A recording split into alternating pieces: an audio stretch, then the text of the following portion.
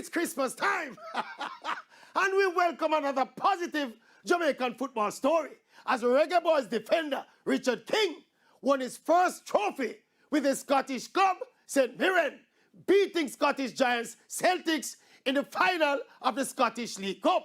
King, in his first season, has looked right at home and is now one of the starting centre-halves. His seamless matriculation from Cavalier in the Jamaica Premier League into St Mirren in the Scottish League is commendable. Local football fans have long known the quality and class of Richard King, but there have been many Jamaican players over the years with quality and class who never got the opportunity to play overseas. Some made the move and could not make the cut. But Richard King is not just bucking that trend. The man is making strides and now winning trophies. Blessed to Richard. And we say, hail the King.